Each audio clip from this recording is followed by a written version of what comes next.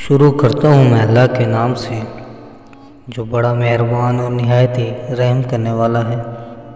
سننے اور دیکھنے والے تمام معزز ناظرین کو میری طرف سے محبتوں بھرا السلام علیکم۔ مسلمان ایک قوم ہے جو عرب کے صحراؤں سے اٹھی، جس نے انتہائی قلیل عرصہ میں دنیا کا نقشہ بدل دیا۔ عرب جس کے محیط ہوئے، ایرانی باجگزار بنے اور رومی ٹیکس دہندہ۔ عرب کے ریگزاروں سے اٹھنے والی یہ قوم ایک عجیب اور حیران کن قوم تھی۔ دنیا جن کی ترقی کا راز سمجھنے سے درماندہ ہو گئی۔ یہ لوگ بھوک کی وجہ سے پیٹ پہ پتھر باندھے ہوئے ہوتے، لیکن بڑے بڑے لشکروں کو تہوار بالا کر دیتے، چیپڑوں میں ملبوس ہوتے اور شہنشاہوں کی قبائیں نوچتے۔ یہ قوم بڑی اور بڑھتی چلی گئی، پھیلی اور پھیلتی گئی۔ فتح ان کا مقدر، نصرت ان کی تقدیر تھی۔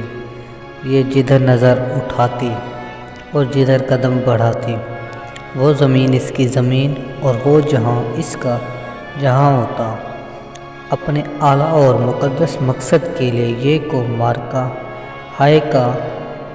ہائے کارزار میں کود پڑتی، خشکیوں میں جنگ لڑتی، دریاؤں میں معرکہ کے بیاپا کرتی، کبھی یورپ کے کلیساؤں میں اذانوں کی آواز بلند کرتی اور کبھی افریقہ کے تپتے صحراؤں میں نعرہ ہائے تکبیر کے نغمے لگاتی، اللہ کے سوا کسی سے نہ ڈرتی اور تلواروں کی چھاؤں میں توحید کے گیت گاتی، بڑھی اور بڑھتی ہی گئی۔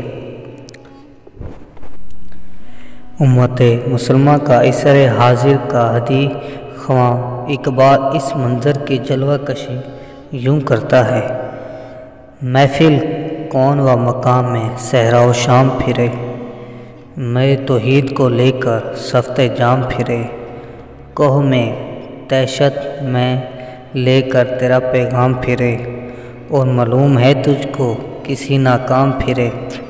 دشت تو دشت ہیں، دریا بھی نہ چھوڑے ہم نے، بحر ظلمات میں دوڑا دیے گھوڑے ہم نے۔ یہاں تک کہ ابھی پہلی صدی ہجری ختم نہ ہوئی تھی کہ مشرق میں سندھ اور چینی ترکستان تک اور مغرب میں اندلس تک اس کی حدود سلطنت پھیل گئی۔ اور پھر یہ صرف تلوار کی فتح نہیں تھی، صرف سیاسی غلبہ اور اقتدار نہیں تھا، بلکہ یہ قوم دلوں پہ راج کرتی تھی۔ اس کے مفتوحہ علاقے خالص اسلامی تہذیب کا مرکز بن جاتے تھے۔ اس قوم نے علوم و فنون کے دریا بہائے، ایجادات و اختراعات کی ایک ختم نہ ہونے والی فہرست کا صحرا اس قوم کے سر ہے۔ اس قوم نے زندگی کے ہر میدان میں دنیا کی امامت کی۔ سوال یہ ہے کہ اس قوم کی تشکیل کس نظریے پر ہوئی اور اس کی فلک بوس و عمارت کن بنیادوں پر اٹھائی گئی؟ وہ کیا چیز تھی جس نے انسان کو کلی طور پر بدل دیا؟ منتشر افراد اتحاد کا پیکر بن گئے، حروف اجداد سے ناواقف مسند علم و حکمت کے تاجدار بن گئے، زندہ جانوروں کا گوشت کاٹ کے کھا جانے والے اتنے رحم دل بن گئے کہ اگر کبوتری ان کے خیمے میں انڈا دے تو وہ خیمہ چھوڑ دیتے تھے تاکہ کبوتری کا انڈا نہ ٹوٹے۔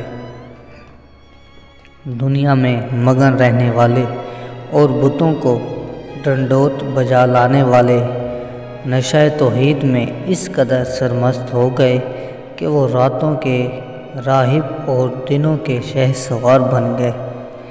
ان کی رہبانیت بھی اللہ کے کلمہ کو بلند کرنے کے لیے تھی، اور شہسوار بھی اعلائے کلمات اللہ کے لیے تھی۔ یہ اسی کا تھا کرشمہ کہ عرب کے بچے کھیلنے جانے لگے، ایوان کے کسری میں شکار یہ اسی کا تھا کرشمہ کے عرب کے رہزن فاش کرنے لگے جبرائیل امین کے اسرار۔